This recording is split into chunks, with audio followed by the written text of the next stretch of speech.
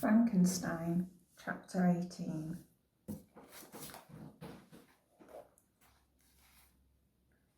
Day after day, week after week, passed away on my return to Geneva, and I could not collect the courage to recommence my work. I feared the vengeance of the disappointed fiend, yet I was unable to overcome my repugnance to the task which was enjoined me. I found that I could not compose a female without again devoting several months to profound study and laborious disquisition. I had heard of some discoveries having been made by an English professor, the knowledge of which was material to my success, and I sometimes thought of obtaining my father's consent to visit England for this purpose, but I clung to every pretence of delay and shrank from taking the first step in an undertaking whose immediate necessity began to appear less absolute to me. A change indeed had taken place in me. My health, which had hitherto declined, was now much restored, and my spirits, when unchecked by the memory of my unhappy promise, rose proportionably. My father saw this change with pleasure, and he turned his thoughts towards the best method of eradicating the remains of my melancholy, which every now and then would return by fits, and with a devouring blackness overcast the approaching sunshine.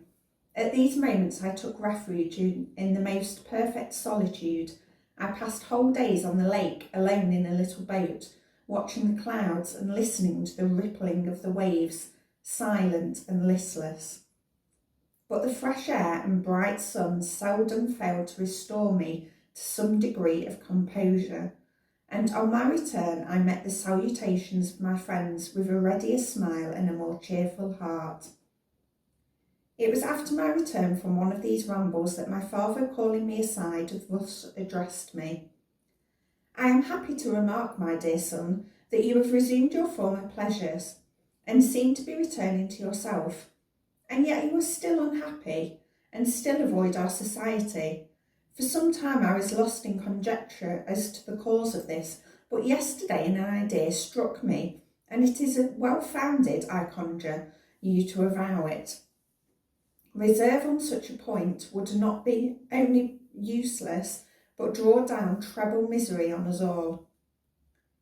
I trembled violently at his exordium, and my father continued, "I confess, my son, that I have always looked forward to your marriage with our dear Elizabeth as the tie of our domestic comfort and the stay of my declining years.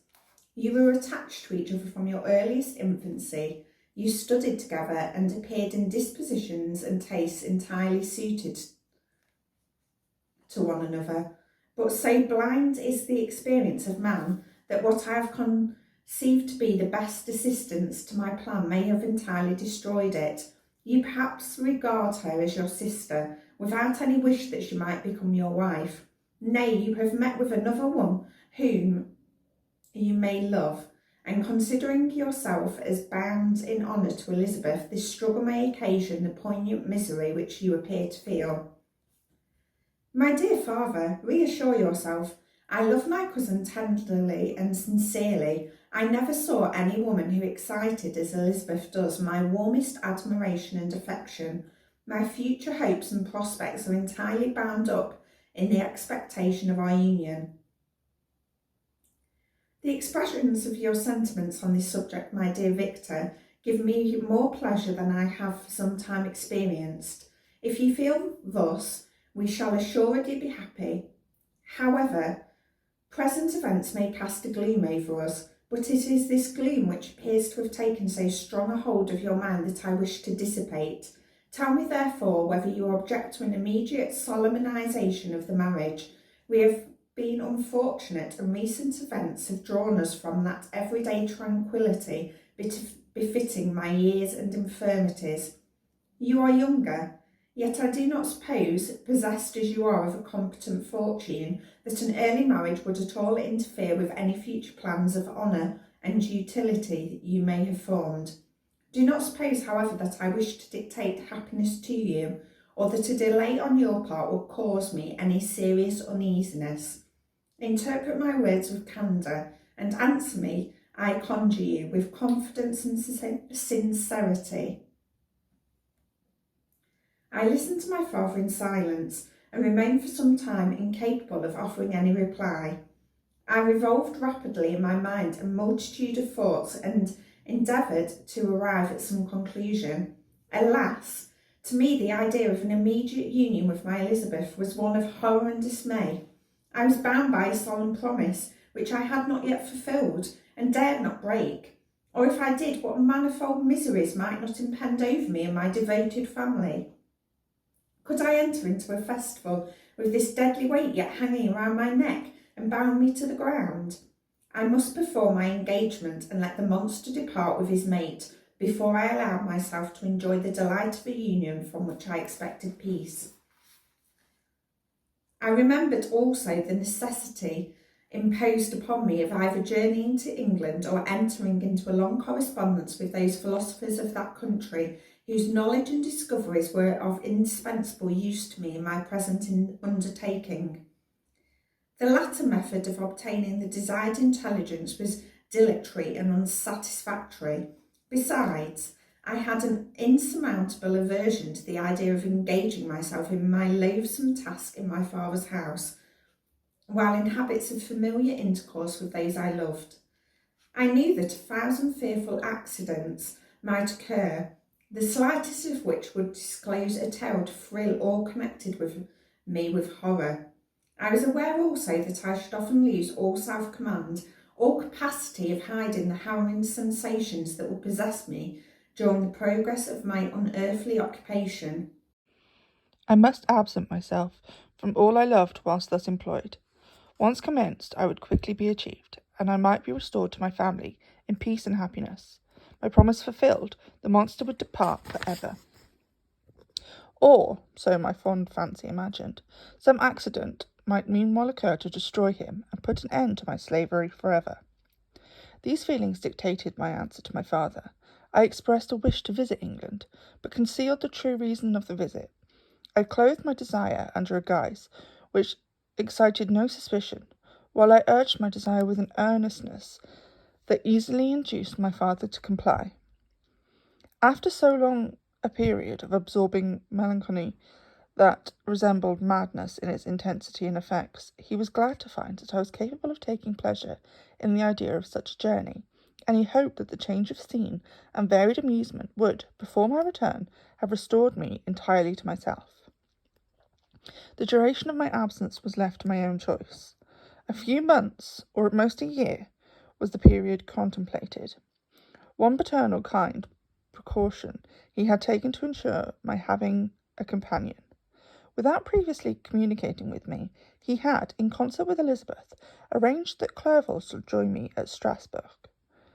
This interfered with the solitude I coveted for the prosecution of my task, yet the commencement of my journey, the presence of my friend, could no way be an impediment, and truly I rejoiced that thus I should be saved many hours of lonely, maddening reflection.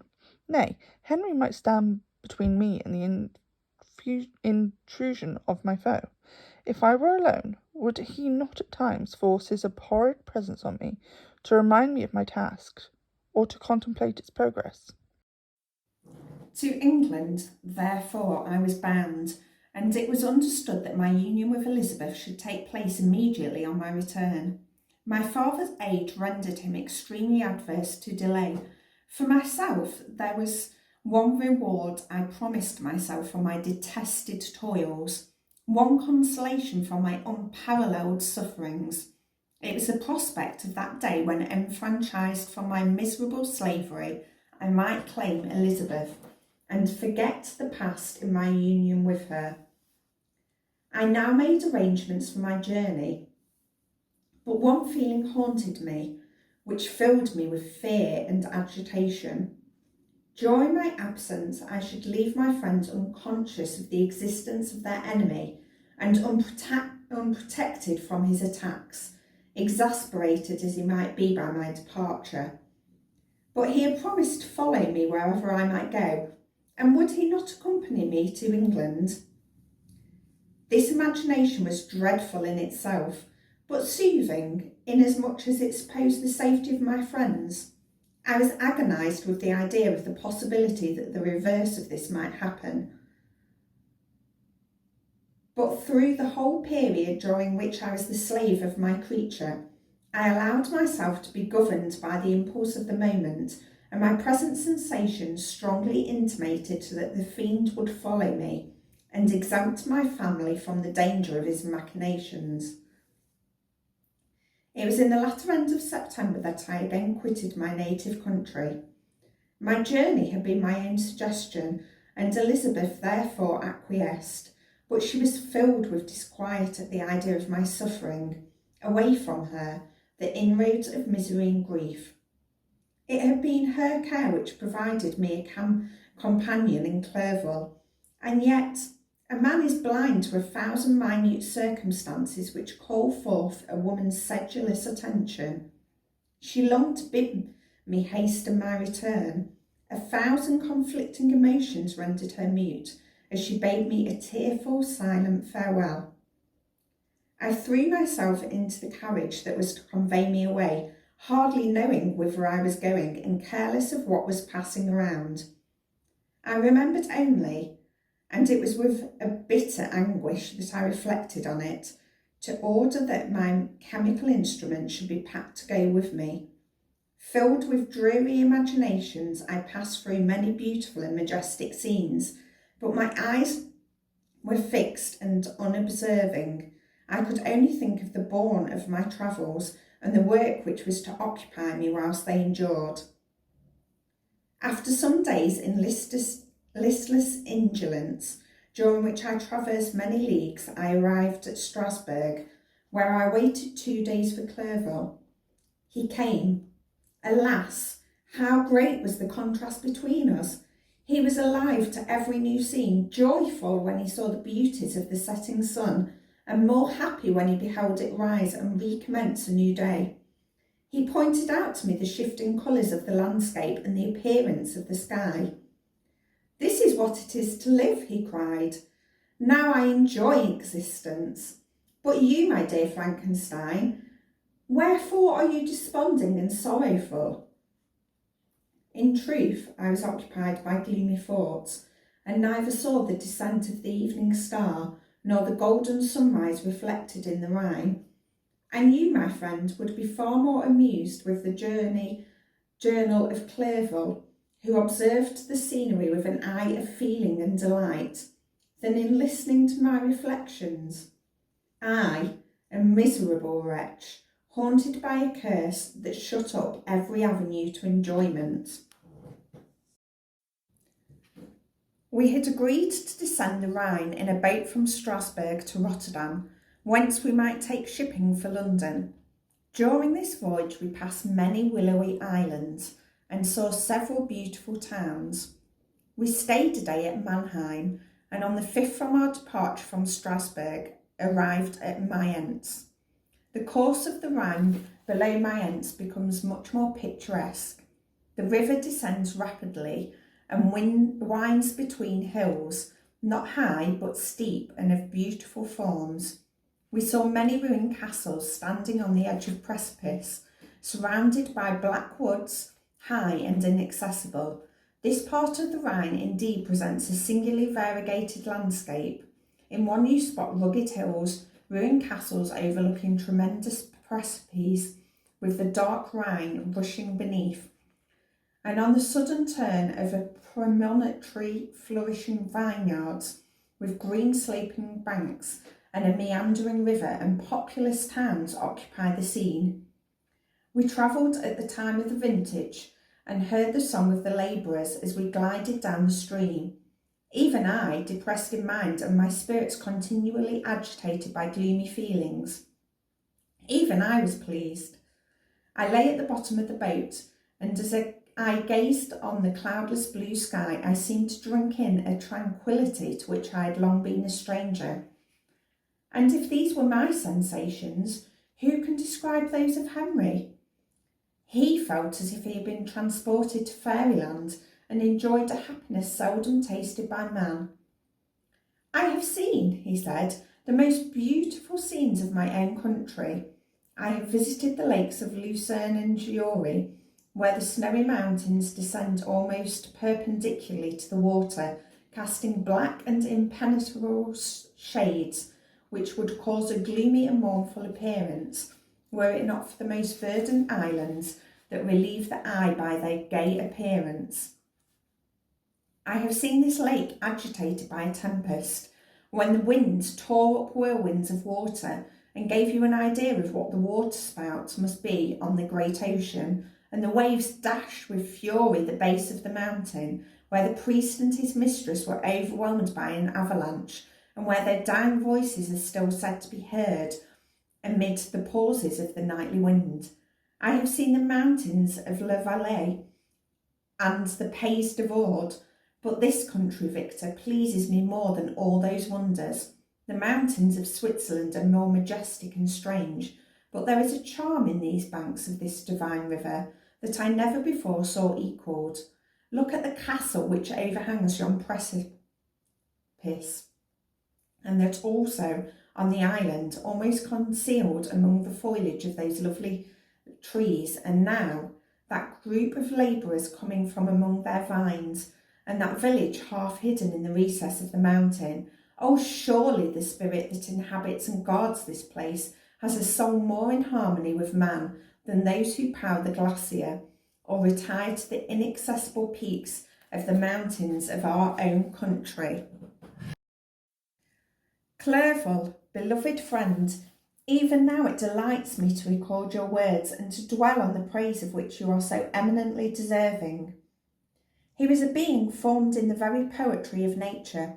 His wild and enthusiastic imagination was chastened by the sensibility of his heart.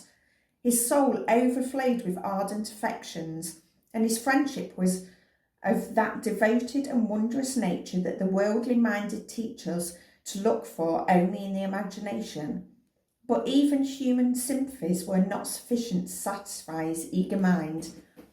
The scenery of external nature, which others only with admiration, he loved with ardour. The sounding cataract haunted him like a passion, the tall rock, the mountain and the deep and gloomy wood. Their colours and their forms were then to him an appetite, a feeling and a love that had no need of a remoter charm, by thought supplied or any interest unborrowed from the eye. And where does he now exist? Is this gentle and lovely being lost forever? Has his mind, so replete with ideas, imaginations fanciful and magnificent, which formed a world whose existence depended on the life of its creator, has this mind perished? Does it now only exist in my memory? No, it is not thus. Your form, so divinely wrought and beaming with beauty, is decayed, but your spirit still visits and consoles your unhappy friend. Pardon this gush of sorrow. These ineffectual words are but a slight tribute to the unexampled worth of Henry, but they soothe my heart, overflowing with the anguish which his remembrance creates. I will proceed with my tale. Beyond Cologne we descended to the plains of Holland, and we resolved to post the remainder of our way, for the wind was contrary and the steam of the river was too gentle to aid us. Our journey here lost the interest arising from beautiful scenery, but we arrived in a few days at Rotterdam, whence we proceeded by sea to England. It was on a clear morning in the latter days of December that I first saw the white cliffs of Britain. The banks of the Thames presented a new scene.